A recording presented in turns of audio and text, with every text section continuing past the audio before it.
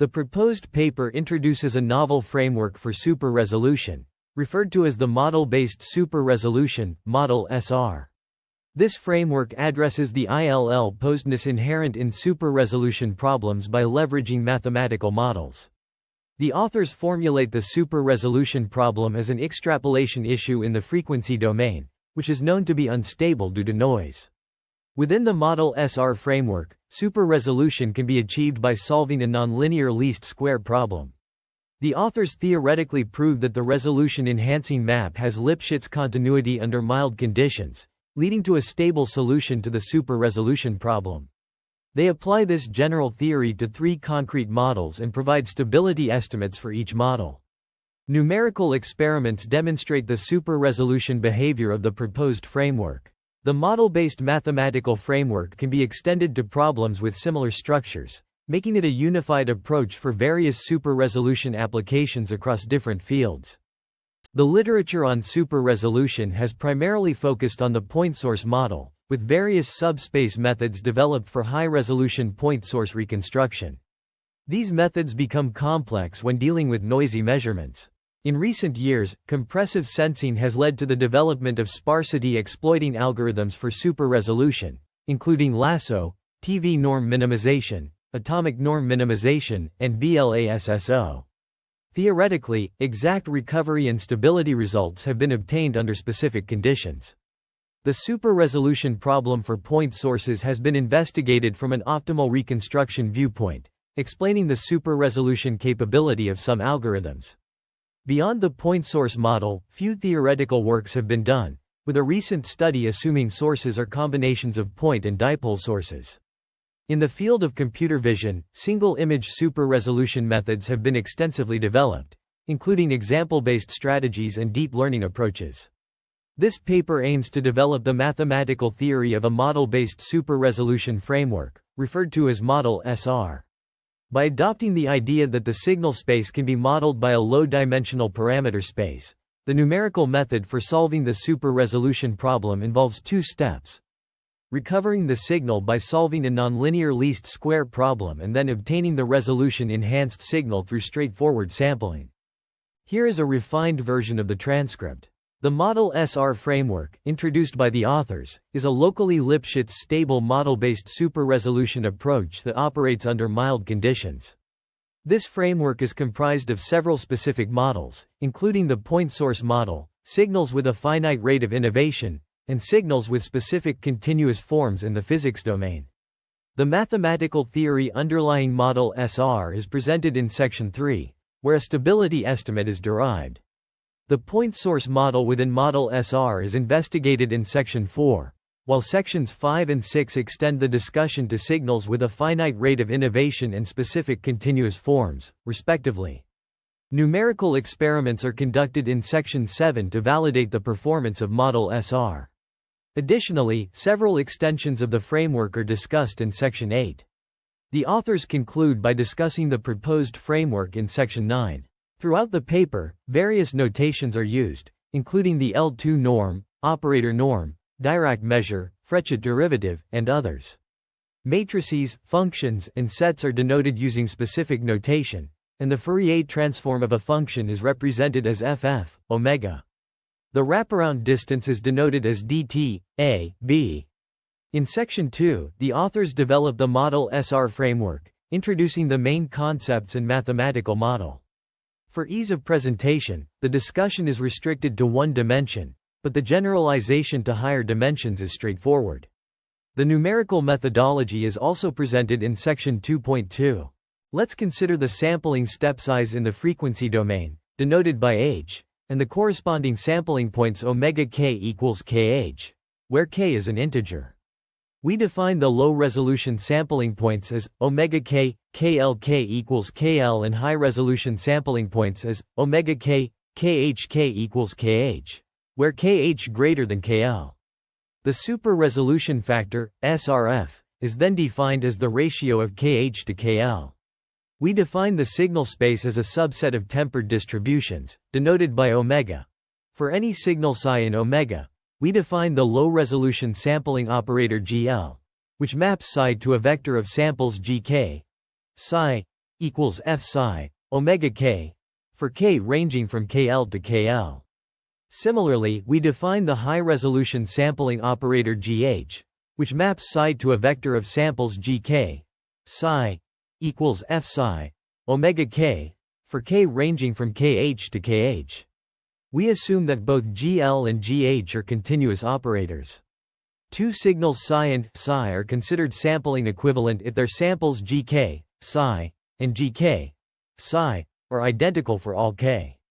We define the signal space as an equivalence class, denoted by omega, where two signals are in the same class if they are sampling equivalent. This definition is motivated by the fact that certain signals, such as Dirac delta functions, are equivalent despite having different functional forms. We denote the low and high resolution signal spaces as HL and HH, respectively, which are the ranges of GL and GH. We also define a downsampling operator Q, which maps HH to HL, satisfying the condition Q ring operator GH equals GL. This operator is depicted in Figure 1, which commutes. The goal of super-resolution is to find a resolution-enhancing map L, which maps HL to HH, satisfying the condition L ring operator GL equals GH. This map would allow us to recover high-resolution signals from low-resolution samples. The combination of equations, 2.4 and 2.5, yields LQ, hollow bullet GH equals GH, indicating that super-resolution involves finding a generalized left inverse of the downsampling operator Q to ensure the well-posedness of the super-resolution problem. A consistency condition is proposed. Condition 1, which states that the low-resolution sampling operator GL is injective. This condition is necessary to determine the signal profile from the measurement, as its absence would result in non-uniqueness of the super-resolution problem. The signal space omega must be properly chosen to make super-resolution possible. For instance, omega 1 is defined as the set of psi in S, such that gk, psi, equals 0 for all k greater than kl, where condition 1 holds, and the resolution-enhancing map L is given by equation 2.6. However, super-resolution is impossible in this scenario, as no high-frequency information can be obtained from the low-frequency part. The model-based super-resolution framework is then introduced, where a signal space omega is said to be modelable if there exists a compact parameter space theta and a surjective and continuous map P. Theta right-pointing arrow omega, called the model map. The low-resolution map PL and high-resolution map PH are defined as GL hollow bullet P and GH hollow bullet P, respectively. Figure 2 illustrates this framework, where the signal space can be regarded as a finite-dimensional manifold embedded in the infinite-dimensional space S, R. In signal spaces, the concept of intrinsic dimension is defined as the local bijection property of the model map P. Differing from the global definition due to the symmetry property of P when intrinsic dimension is not directly accessible, it is estimated by modeling the signal space with additional parameters. The compatibility of modeling pairs, involving embeddings and projections, is crucial for effective signal space modeling. This compatibility ensures that the signal space can be accurately represented by the model. The model map P, a bijection, maps the intrinsic dimension to the observed dimension. The local bijection property implies that P is invertible within a local region, allowing for the estimation of intrinsic dimension. In contrast, the global definition of intrinsic dimension requires P to be invertible globally, which is not always feasible. The estimation of intrinsic dimension is typically performed using techniques such as maximum likelihood estimation or Bayesian inference. These methods involve modeling the signal space with additional parameters, such as the latent variables in a generative model. The choice of model and parameters significantly affects the estimated intrinsic dimension, highlighting the importance of model compatibility. The concept of embeddings and projections is central to ensuring model compatibility. An embedding is a mapping from the observed space to a lower dimensional latent space, while a projection is a mapping from the latent space back to the observed space. The compatibility of these mappings is essential for accurately estimating the intrinsic dimension and modeling the signal space. By understanding the intrinsic dimension and ensuring model compatibility, researchers can develop more effective signal processing techniques and better analyze complex signal spaces. In the mathematical model for super-resolution, the low-resolution map and high-resolution map are central components. The injectivity of the low-resolution sampling operator ensures that, given any modeling pair, a unique signal can always be recovered. This property enables the determination of the signal from low-resolution measurements through numerical methods. The numerical methodology for super-resolution involves a two-step process. First, the parameter is estimated by solving a non-convex optimization problem. Then, the resolution-enhanced signal is obtained by calculating the high-resolution map of the estimated parameter. The injectivity of the low-resolution sampling operator plays a crucial role in guaranteeing the uniqueness of the recovered signal. The mathematical theory for model-based super-resolution is further developed, focusing on the general stability result and the investigation of the optimization problem. Within this framework, the modelable signal space with intrinsic dimension M and representation pair, theta, p, is considered. This space is essential for understanding the properties of the low-resolution sampling operator and its impact on the super-resolution process. The stability of the model map p, theta right-pointing arrow omega is analyzed, focusing on its local properties and the Lipschitz continuity of its inverse. For a given convex compact set U subset of R(M), if place element of C(1), R(M), H_L, is injective on U in dPl. Theta is also injective for all theta in U. Then there exists a constant C_U greater than 0 such that for any theta element of U, the inequality in equation 3.1 holds. This result is a consequence of Theorem 2.156, with a proof provided in Appendix 10.1. Furthermore, considering the noisy low-resolution measurement Y element of C(2k_L+1), given by equation 3.3, the concept of theta sigma admissibility is introduced in definition 4. A parameter theta element of theta is considered theta sigma admissible if it satisfies the inequality in equation 3.4. As a consequence of Theorem 3.1, Corollary 3.2 provides a Lipschitz stability estimate for theta sigma admissible parameters. This result implies that the model map P is locally stable under small perturbations, which is crucial for understanding the behavior of the inverse problem in the presence of noise. The stability of the model is demonstrated through an inequality involving the parameters theta and sigma, establishing that the model remains stable under certain conditions. This result is proven by leveraging an earlier theorem, which reveals a connection between the parameters and their differences. A corollary is then introduced, generalizing the stability estimate for a compatible modeling pair. This corollary assumes a convex compact set and satisfies specific conditions for the function place. To prove this, expressions related to the function pH and its differences are manipulated, ultimately yielding an inequality that reinforces the stability of the model. The stability of the resolution-enhancing map is characterized by two corollaries, emphasizing the crucial role of the Lipschitz constant Cu and the bound for nabla-d-BL-d-pH, nabla-d-blopen in the stability estimate. The precise characterization of these quantities reveals the intricate relationship between the stability of the resolution-enhancing map and the super-resolution factor, SRF. Notably, the analysis of Cu is challenging, even for concrete models. In the context of modeling for omega, the use of theta is particularly relevant, especially in the presence of noise, as it relates to the computational resolution limit problem for line spectral estimation. Moving on to the optimization problem, the local property of phi, theta, and the objective function are of primary interest. A key theorem establishes that the objective function is locally nu-La convex and nu-U smooth in the neighborhood of the solution, provided certain noise levels are satisfied. This finding has significant implications for the optimization process. Title: Advancements in Quantum Computing, a Comprehensive Overview. Narrator: Quantum computing, a revolutionary technology that leverages quantum mechanics to perform computational tasks, has witnessed significant advancements in recent years. This video aims to provide an in-depth analysis of these developments and their implications for the future of computing. Quantum computing operates on quantum bits or qubits, which can exist in multiple states simultaneously, unlike classical bits that are either 0 or 1.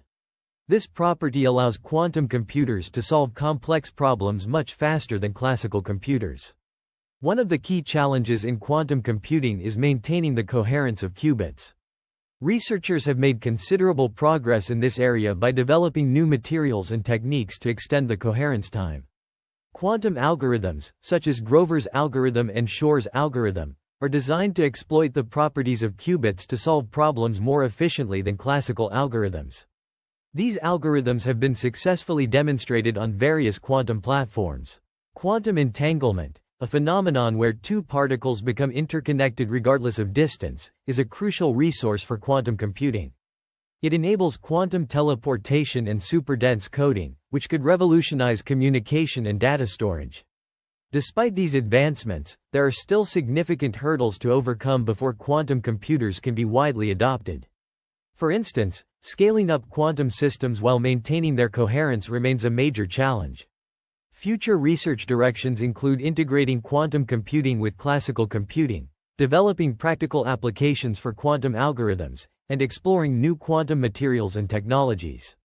In conclusion, quantum computing is rapidly advancing, promising unprecedented computational capabilities. While there are challenges to be addressed, the potential benefits of this technology make it an exciting and promising field for researchers and stakeholders alike. The authors delve into the analysis of signals generated by different point sources, assuming that theta j, 1, nay, equals 0 and theta j, 2s are pairwise different.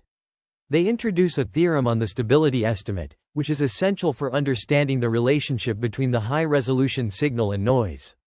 Theorem 4.1 states that for any given theta equals theta asterisk operator 1, 1, theta asterisk operator n, 1, theta asterisk operator 1, 2, theta asterisk operator n, 2, element of theta, there exists a Cu greater than 0 such that for any theta, element of theta, the following holds. Ba nabla dBl theta minus theta, ba nabla dBl is less than or equal to Cu, ba nabla dBl PL, theta, minus place, theta, ba nabla dBl. Additionally, the authors provide an estimate on the operator norm of dph, which is given by ba nabla dBl dph, ba nabla dBl 2op is less than or equal to 2kh plus 1, n plus 4 n pi 2a 2i3, kh plus 1, 2kh plus 1, define C2. By combining these two inequalities, they obtain a bound on the difference between pH, theta, and pH, theta, ba nabla dBl pH, theta, minus pH, theta, ba nabla dBl is less than or equal to C, U, ba nabla dBl PL, theta, minus place, theta, ba nabla dBl.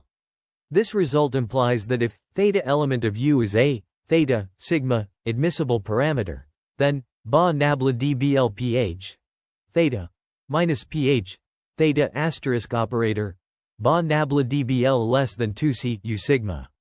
The authors note that theta asterisk operator can be determined exactly from the low-resolution measurement for the noiseless measurement, which means that the signal P, theta asterisk operator, can be exactly recovered. They also mention that the result can be extended to the case when the sources have complex amplitudes. This indicates that within the proposed framework, the exact signal recovery does not require minimum separation distance conditions or the conditions on source signs for the noiseless measurement. Furthermore, the authors compare their findings with the BLASSO strategy, pointing out that counterexamples exist for sources having arbitrary signs and separation distance below 1 RL. The stability result offers a perspective on how the L2 error of high-resolution signal depends on noise. The super-resolution problem for signals with a finite rate of innovation, FRI, is discussed in this section. It considers signals generated by derivatives of Diracs in the physics domain as an example. The sources are in the interval 0, 1, with amplitudes in a closed interval I. The model map is defined as P, theta, equals psi, x, equals underscore r equals 0 caret r, sum underscore j equals 1 theta underscore r, j, 1 delta, r, theta underscore r, j. 2, where theta is a vector of source positions and amplitudes.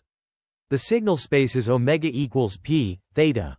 The low and high resolution sampling operators are defined, and the noisy low resolution measurement can be expressed as yk equals gk plus weak, where weak is the noise term. The Rayleigh length is defined as RL equals half a kiloliter.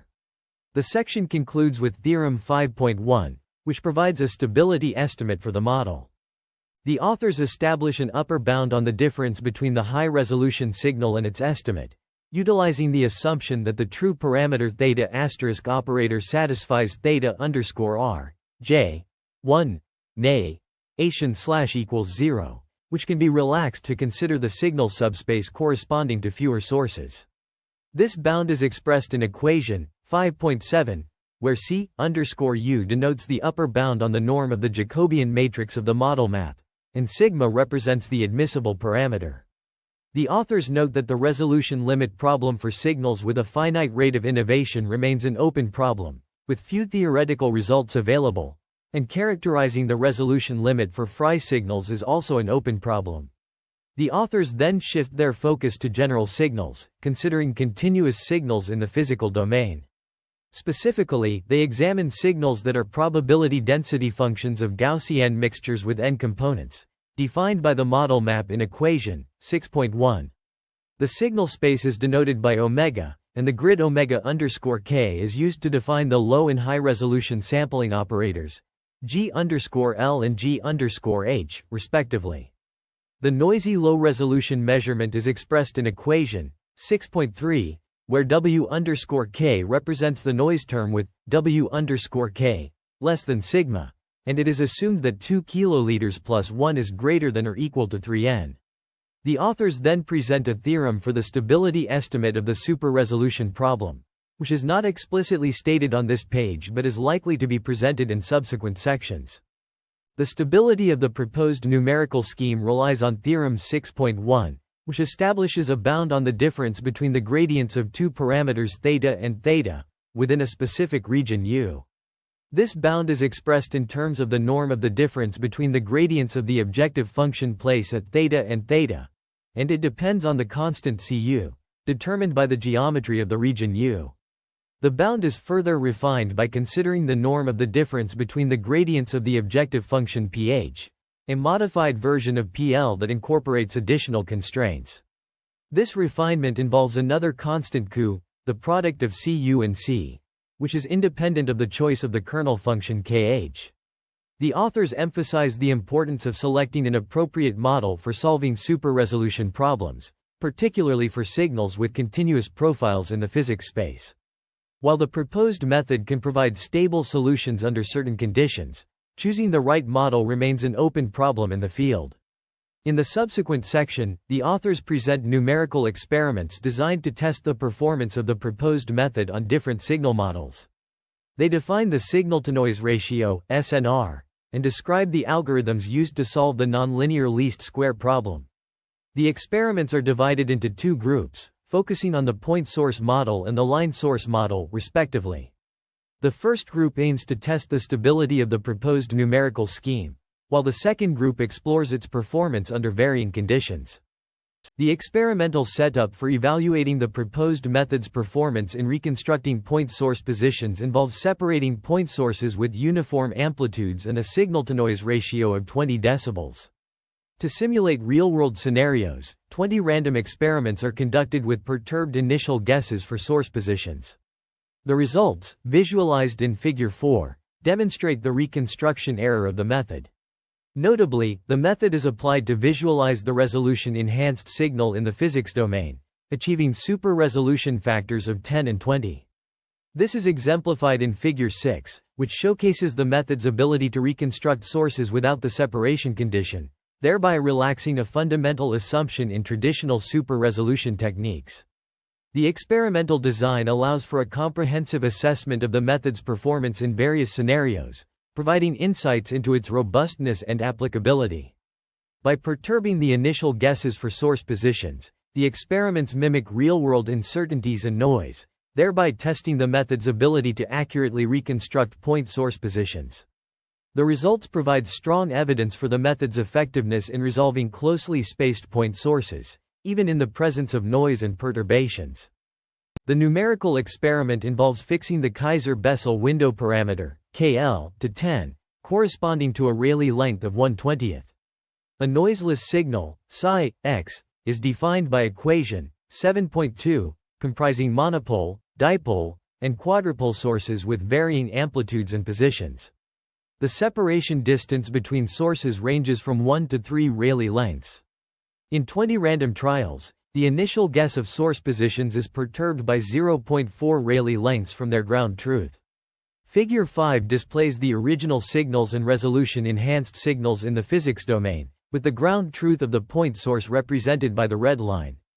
The blue line shows the signal profile calculated by inverse fast Fourier transform, IFT, using the original or extrapolated Fourier data. The signal-to-noise ratio, SNR, of the experiment is 20.08. Figure 7 shows the reconstruction result for an experiment with an average SNR of 32.03. Notably, the absolute position reconstruction error of the quadrupole source is relatively small, likely due to the loss function being more sensitive to higher-order poles, particularly in its high-frequency part. To visualize the resolution-enhanced signal in the physics domain, the Dirichlet kernel, dk, x, is introduced, defined in equation 7.3. The convolution of the derivative of Dirac with the Dirichlet kernel with increasing KL leads to a higher resolution-enhanced signal. The reconstruction of closely positioned point sources is demonstrated in Figure 6, showcasing the amplitude of the reconstructed sources at various positions. The figure illustrates the capability of the proposed method to accurately recover the source positions and amplitudes, even when the sources are in close proximity. The ground truth and reconstructed sources are displayed, highlighting the effectiveness of the method in distinguishing between the sources. Figure 7 presents a box plot of the source position reconstruction error for different types of sources, including monopole, dipole, and quadrupole sources. The error is plotted on a logarithmic scale, with the z-axis representing the source type and the y-axis representing the error in meters. The box plot reveals that the proposed method achieves a lower reconstruction error for monopole sources compared to dipole and quadrupole sources. This suggests that the method is more effective in reconstructing sources with a simpler radiation pattern. The results presented in Figures 6 and 7 demonstrate the robustness of the proposed method in reconstructing sources with varying characteristics and positions. The ability to accurately recover source positions and amplitudes is crucial in various applications, including acoustic source localization and signal processing. The author's approach leverages the assumptions of a linear relationship between the source signals and the measured signals, as well as the sparsity of the source signals in the frequency domain. The methodology employed in this work relies on a combination of techniques, including compressive sensing and sparse signal reconstruction, to achieve accurate source reconstruction. The significance of this work lies in its ability to address the challenging problem of source reconstruction in the presence of closely positioned sources, which has important implications for various fields, including acoustics, signal processing, and machine learning. The research paper discusses the significant amplification of signal strength through the use of Dirichlet kernel, where different orders of Diracs generate signals of different amplitudes in the physics domain. This is demonstrated by plotting these signals in the physics domain in different pictures, as shown in Figure 8. The experiment results demonstrate a stable reconstruction of the source positions and reliable resolution-enhanced signals in the physics domain. Numerical experiments are conducted for more complicated signals, specifically linear combinations of components having a specific form. The signal can be written as a sum of these components, and the experiment considers a signal with 4 components with different micro-s. The goal is to recover high-frequency data to achieve super-resolution. The experiment uses a signal in an equivalent form, with different parameters for each component. Unlike previous sections, the explicit form of the Fourier transform for this signal is not available. The parameters for the 4 components are set, and noisy low-frequency data is generated on a grid in the physical space, 0, 1. The parameters are solved using this data, and the signal is visualized on 2 finer grids with step sizes of 1/127th and 1/4095, respectively. Initial guesses for the parameters are obtained by adding or subtracting a small value to the true parameters. In the physics domain, a comparative analysis is conducted to enhance resolution for various source types monopole, dipole, and quadrupole. The proposed method effectively improves signal resolution from these sources. For a monopole source with a signal-to-noise ratio, SNR, of 30.16, the original signal and resolution-enhanced signals are depicted in Figure 8a to Figure 8d. The blue line represents the signal profile calculated by inverse fast Fourier transform, IFT, using the original or extrapolated Fourier data, while the red line in Figure 8b and Figure 8e represents the ground truth of point sources. In the case of dipole and quadrupole sources, the red line in Figure 8c, Figure 8f, Figure 8d, and Figure 8 grams shows the signal profile of the ground truth higher pole sources sampled by the corresponding Dirichlet kernel. Figure 9 visualizes the signals in the physics domain, illustrating the effectiveness of the proposed method in enhancing the resolution of signals from various sources. The optimization process restricts kappa 4, J2, 0, 1, by reinitialization if kappa 4, J not an element, 0, 1, in some step. The initial guess for kappa 4, J has an error ranging from 3.5 kappa 5, 1 to 7 kappa 5, 3. Overall, this analysis highlights the potential of the proposed method in improving the resolution of signals from different types of sources, demonstrating its utility in various physics applications. In the realm of physics, enhancing signal resolution is crucial for precise data analysis. This process involves the use of super-resolution factors, SRF, to improve signal quality. A comparison between original signals and those enhanced with SRF values of 4 and 10 demonstrates the effectiveness of this method. The signals are represented in terms of their absolute value, real part, and imaginary part, providing a comprehensive understanding of the signal properties. The experiment was conducted under a signal-to-noise ratio, SNR, of 11.35. Which is a critical parameter in assessing signal quality. Furthermore, the use of a finer grid for the physics domain in the Fourier transform, FFT, calculation is highlighted. This approach results in a more accurate approximation of the signal at the cost of higher computational complexity. The refined signals obtained through this process can significantly enhance our understanding of physical phenomena, leading to more precise measurements and interpretations in various fields of physics. The importance of low-frequency data in parameter estimation arises from the smooth signal profile's rapidly decaying Fourier transform, resulting in noisy high-frequency data. This concept is extended to other problems, such as data completion and deep learning. For data completion, a partial sampling operator is introduced, and a framework similar to the super-resolution process is developed. Figure 10 illustrates this framework, highlighting the downsampling and lifting operators. In deep learning, generative models learn a map from the latent space to the signal space, drawing parallels with the modelser's parameter space and signal space. The model-based super-resolution framework is a mathematical theory designed to tackle inverse problems. This framework encompasses a broad range of applications, including image deblurring, denoising, and super-resolution. By leveraging a non-convex objective function, the model-based approach can effectively solve these problems. However, convergence requires good initial guesses, highlighting the need for efficient methods to select these initial estimates, a topic to be explored in future work. Notably, the model-based super-resolution framework shares connections with deep learning, suggesting potential benefits from the intersection of these two fields. Furthermore, this framework can be generalized to address other problems, offering a novel perspective on super-resolution and related inverse problems. A crucial component of this framework is Theorem 3.1, which is proven in the appendix. This proof involves two key steps: the large distance case and the short distance case. By leveraging the compactness of the set U, the injectivity of PL, and the continuity of the map, theta, ma square root sto right pointing arrow, ba nabla dBl theta, minus place, theta, ba nabla dBl. This proof provides essential insights into the model-based super-resolution framework and its applications in solving inverse problems. This framework's versatility and potential for generalization make it a valuable tool for tackling a wide range of inverse problems, with implications for future research and applications. The authors assume that theta and theta are elements of U, satisfying the condition that the difference between the gradients of the objective function place at theta and theta is bounded by ρ, where ρ is a positive constant to be determined later. They define a line segment gamma, t, connecting theta and theta, which lies entirely within U due to the convexity of U by applying the fundamental theorem of calculus and the fact that PL is continuously differentiable. They derive an expression for the difference between place, theta, and PL, theta, in terms of the integral of the derivative of PL along the line segment gamma, t.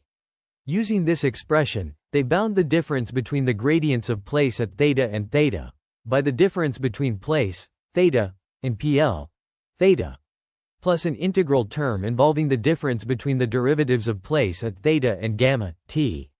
By rearranging and estimating this expression, they obtain an inequality relating the difference between the gradients of place at theta and theta to the difference between place, theta, and PL, theta, which holds for any theta and theta in U satisfying the initial condition.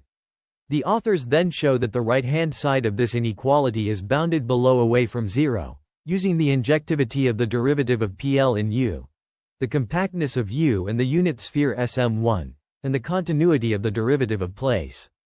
They also bound the integral term using a modulus of continuity omega dPL, U, which is non-decreasing and depends on the compact set U by choosing a sufficiently small ρ. They establish an inequality relating the difference between theta and theta to the difference between place, theta, and PL, theta, with the constant Cu depending on the modulus of continuity and the injectivity of the derivative of place. Finally, they use the convexity of U to show that if the gradient of the objective function pH is bounded by a constant C, then the difference between pH, theta, and pH, theta, is also bounded by a constant multiple of the difference between place, theta, and PL, theta. The proof of theorem 3.4 commences by demonstrating that a solution theta to equation 2.8 is theta sigma admissible. Subsequently, a meticulous calculation of the gradient and Hessian of the function phi theta equals ρ dPL PL theta minus yk is performed. This calculation serves to illustrate that there exists a neighborhood U theta such that nabla 2 phi theta is positive definite for all theta element of U theta. A pivotal insight is the application of Weyls' theorem to the matrix dPL theta dPL theta plus n theta, which guarantees the positive definiteness of this matrix and, consequently, of nabla 2 phi theta. The proof culminates in defining nu L as the infimum of the minimum eigenvalue of nabla 2 phi theta over the neighborhood U theta, providing a quantitative measure of the curvature of the function phi in this region. The proof of theorem 4.1 is presented, focusing on the injectivity of the restricted operator place, U, and the derivative operator dPL, theta, for all theta in U. The compactness and convexity of U are first noted. The injectivity of PL, U is established in two steps. In step 1, it is assumed that place, theta, equals PL, theta, for theta, element of U, leading to equation 10.7. By choosing increment such that theta 2, P, not an element B, theta, Q, increment, for P does not equal Q, and without loss of generality, assuming theta 1, 2 equals theta, 1, 2, theta s, 2 equals theta, s, 2, the matrix A theta is constructed, and equation 10.7 is rewritten in the matrix form A theta thaw equals 0. Since a theta has full column rank, it is deduced that theta s plus 1 equals theta n equals theta n equals 0, which contradicts the assumption that theta j does not equal 0. Thus, the only case without contradiction is theta 2, j equals theta 2, j for all j equals 1, n. The equations are then rewritten in matrix form as equation 10.8, which leads to A theta thaw equals 0. Since A theta has full column rank, it is concluded that thaw equals 0. implying theta 1, j equals theta 1, j for all j equals 1, n, and hence, place u is injective. In step 2, the injectivity of dPl u is established by calculating the partial derivatives of psi with respect to theta j 1 and theta j 2, given by equations 10.10 and 10.11, respectively. The authors define the matrix dPl theta as a confluence of Vandermonde matrices, which has full column rank and is injective for any theta in U. This matrix is used to estimate the partial derivatives of the log likelihood function with respect to the parameters theta. The authors then derive an upper bound for the operator norm of the Hessian matrix dPh theta of the log prior function, which is given by equation 10.14. This bound is used to establish the injectivity of the linear operator place U. The set U is compact and convex, and the linear operator place U is injective, as demonstrated by the authors in the proof of theorem 5.1. They construct a matrix, equation 10.15, and show that it is injective, implying that place U is injective. This concludes the first step of the proof of theorem 5.1. The next step involves verifying that the linear operator dPl U theta is injective for all theta in U. The authors establish the injectivity of two matrices, place U and dPl, which are crucial in the proof of theorem 6.1. They first prove that place U is injective for any R1 and R2, leveraging the confluently Vandermonde matrix structure of place. This implies that place U is injective. Next, they calculate the partial derivatives of psi with respect to theta r, j, 1, k, and theta r, j, 2, k, denoted as partial differential psi, partial differential theta r, j, 1, k, and partial differential psi, partial differential theta r, j, 2, k, respectively. These derivatives are essential in constructing the matrix dPl. The confluently Vandermonde matrix structure of dPl ensures its injectivity for all theta in U. Subsequently, the authors estimate the norm of the differential of dPh, denoted as nabla dBl dPh, theta, with respect to the parameters ba. They show that this norm is bounded above by a constant term, which is a function of kl, k, and r. Finally, the authors outline the proof of theorem 6.1, which relies on verifying the injectivity of Pl, U and dPl theta.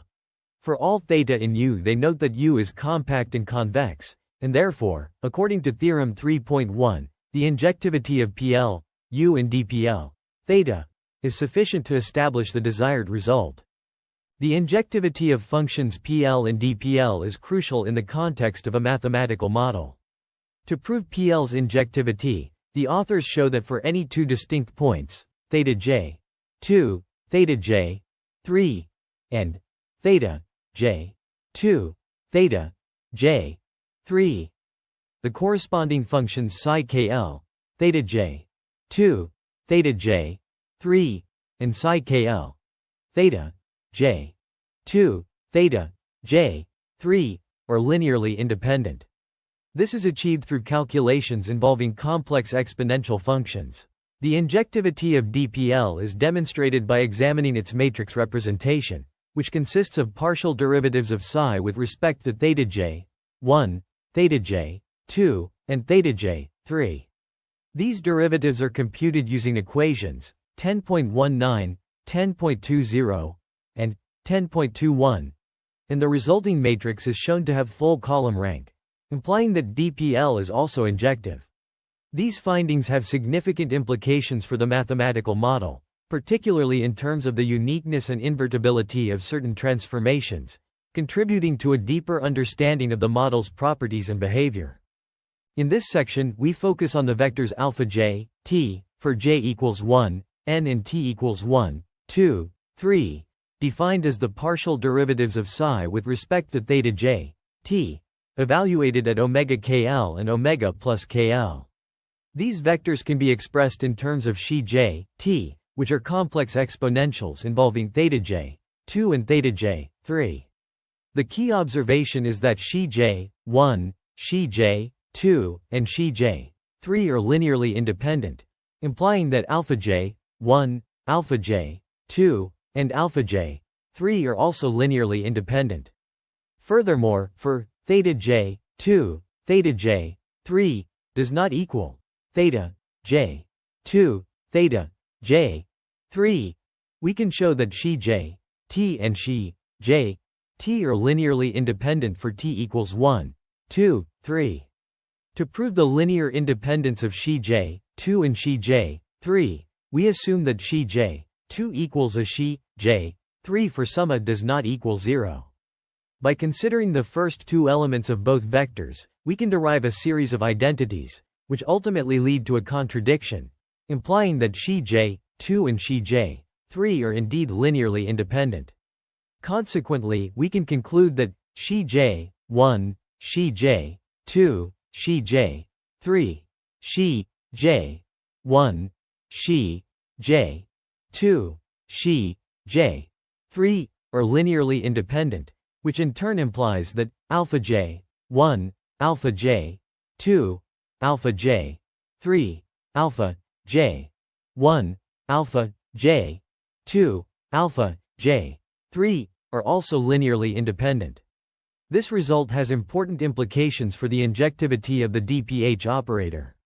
Specifically, we can show that for all theta in U, dph has full column rank and is injective. In the next step, we estimate the gradient of the dph operator, nabla dph, theta. The dph operator is defined as a matrix of partial derivatives of psi with respect to theta, evaluated at omega kh and omega plus kh. The estimation of nabla dph, theta, is crucial for the optimization algorithm used in the paper. The paper presents a mathematical derivation aimed at bounding the expression nabla dBl dph, nabla dBl squared. By leveraging the properties of parameters theta and the functions involved, the authors demonstrate that for any given theta element of U, the expression is bounded by a constant c, independent of k.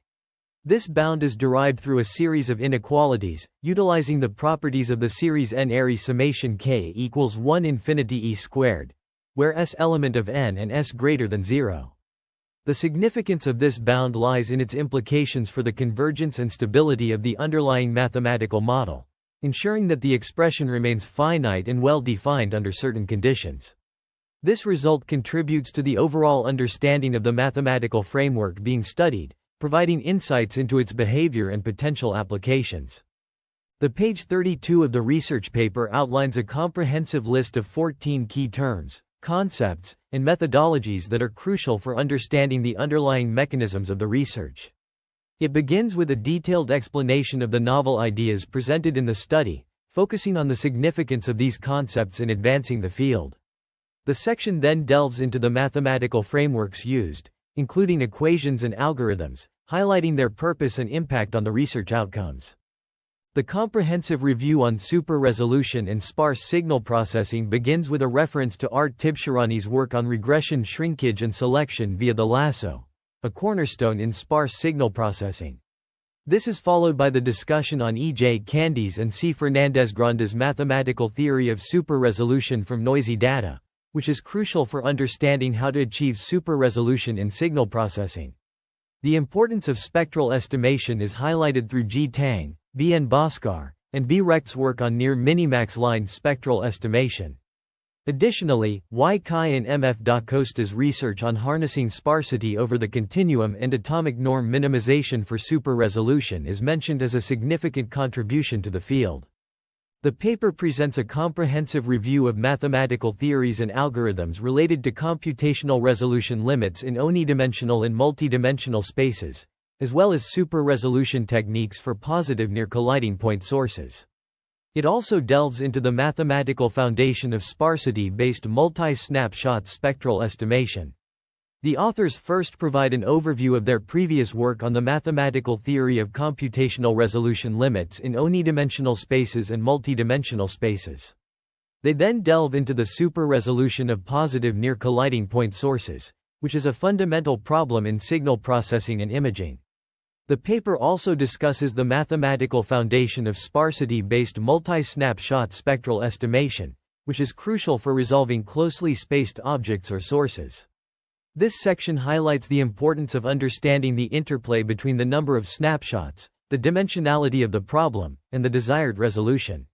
Furthermore, the authors discuss other super-resolution techniques, including those based on confluence of Vandermonde matrices, single-image super-resolution, and example-based super-resolution. These methods leverage various mathematical tools and machine learning techniques to achieve high-resolution images from low-resolution inputs. In conclusion, this paper provides a thorough examination of computational resolution limits and super-resolution techniques, shedding light on the mathematical underpinnings of these methods and their applications in signal processing and imaging. The text begins by discussing recent advancements in deep learning for image super-resolution, object detection, and dimensionality reduction. It highlights works on deformable deep convolutional neural networks for object detection and joint deep learning for pedestrian detection. The authors then discuss adaptive residual networks for high-quality image restoration, pixel recursive super-resolution, and tackling the ill-posedness of super-resolution through adaptive target generation. Additionally, the text mentions photorealistic single-image super-resolution using a generative adversarial network, deep networks for image super-resolution with sparse prior, and a hybrid wavelet convolution network with sparse coding for image super-resolution. A survey on deep learning for image super-resolution is also included, as well as insights on linear dimensionality reduction and a survey on low-dimensional model-based electromagnetic imaging. In the realm of data analysis and processing, researchers have extensively explored low-dimensional manifold models, autoencoders, and inverse problems to tackle complex challenges. A pivotal study by Osher et al. Introduced a low-dimensional manifold model for image processing, demonstrating its efficacy in capturing intricate patterns and structures. Baramand et al. Further expanded on the applications of autoencoders, showcasing their potential in dimensionality reduction, anomaly detection, and generative modeling. Inverse problems on low-dimensional manifolds have also garnered significant attention, with Alberti et al. Presenting a comprehensive framework for solving these challenges. This work has far-reaching implications for fields such as computer vision, signal processing, and machine learning. Furthermore, Muhammad et al.'s survey provides a thorough overview of methods for solving nonlinear least squares problems, a crucial aspect of many data analysis pipelines. These studies collectively underscore the importance of developing novel methodologies for navigating high-dimensional data spaces. By leveraging low-dimensional manifold models and autoencoders, researchers can uncover hidden patterns, reduce dimensionality, and improve the accuracy of predictive models. The solutions to inverse problems on low-dimensional manifolds, in turn, enable the recovery of underlying structures from observed data. Ultimately, these advancements have the potential to revolutionize various fields by providing more efficient and effective data analysis tools.